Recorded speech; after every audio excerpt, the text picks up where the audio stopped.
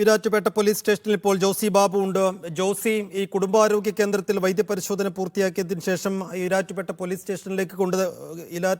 സ്റ്റേഷനിലേക്ക് തന്നെയായിരിക്കും ജോർജിനെ കൊണ്ടുവരിക. അവിടെ വെച്ച് തന്നെയായിരിക്കും കൂടുതൽ ചോദ്യം ചെയ്യലും മൊഴിയെടുപ്പും ഒക്കെ.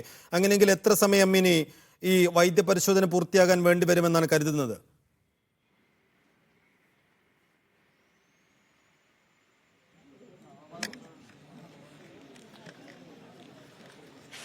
PC പ്രതിഭാഗം ഇത്തരത്തിൽ PC ജോർജിന് ഗൗരവ തരത്തിലുള്ള ആരോഗ്യ പ്രശ്നങ്ങളുണ്ട് എന്ന് സംബന്ധിച്ചുള്ള മെഡിക്കൽ റിപ്പോർട്ട് കോടതിയിൽ ഹാജരാക്കിയിരുന്നു. അതിന് പിന്നാലെയാണ് ഇപ്പോൾ പോലീസ് കസ്റ്റഡിയിൽ വിട്ട ശേഷം മെഡിക്കൽ പരിശോധനയ്ക്കായി PC ജോർജിനെ പ്രാഥമിക ആരോഗ്യ കേന്ദ്രത്തിലേക്ക് കൊണ്ടുപോയിരിക്കുന്നത്. കോടതിക്ക് നേരെ എതിർവശമുള്ള പ്രാഥമിക ആരോഗ്യ കേന്ദ്രത്തിൽ ഇപ്പോൾ ഇത്തരത്തിലുള്ള പരിശോധനകൾ പുരോഗമിക്കുകയാണ്. അതിനുശേഷം 6 മണി വരെയുള്ള കസ്റ്റഡി സമയം ഈ വിവരശേഖരണത്തിനായാണ് PC ജോർജിൽ നിന്നും സമയം കണ്ടെത്തുക എന്നാണ് പോലീസ് അന്വേഷണ സംഘത്തിൽ നിന്ന് നമുക്ക് വ്യക്തമാകുന്നത്. ഇപ്പോൾ ഞാനിപ്പോൾ നിൽക്കുന്ന ഈരാറ്റുപേട്ട പോലീസ് സ്റ്റേഷനിലേക്ക് മെഡിക്കൽ പരിശോധനയ്ക്ക് ശേഷം PC ജോർജിനെ എത്തിക്കും.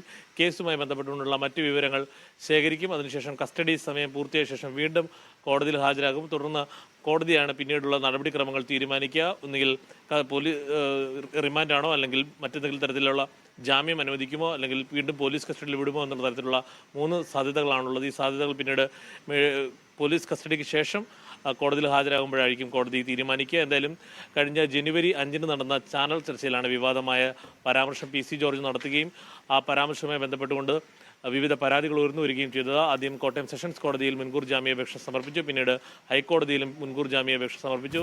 2 ജാമ്യാപേക്ഷകളും തള്ളിയതിന് പിന്നാലെയാണ് അറസ്റ്റിന് സാധ്യത തെളിഞ്ഞത്. ഇന്ന് ഈരാറ്റുപേട്ട പോലീസ് സ്റ്റേഷനിലെത്തി അറസ്റ്റ് വരിക്കുമെന്നായിരുന്നു PC ജോർജ് നേരത്തെ അറിയിച്ചത്. ചില ആരോഗ്യ പ്രശ്നങ്ങളുണ്ട്, സ്ഥലത്തില്ല എന്ന് കാണിച്ച് നേരത്തെ പോലീസിന് കത്ത് നൽകിയിരുന്നു.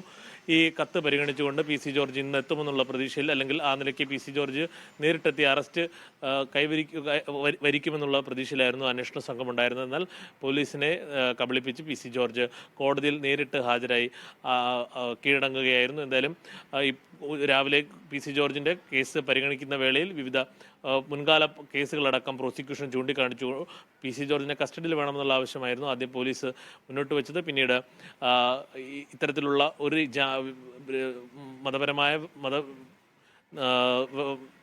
മതപരമായ പ്രശ്നങ്ങളൊന്നുമുള്ള തരത്തിലുള്ള പ്രതികരണങ്ങളല്ല നടത്തിയെന്നുള്ള കാര്യമാണ് പിന്നീട് PC ജോർജിൻ്റെ അഭിഭാഷകൻ പറഞ്ഞത്.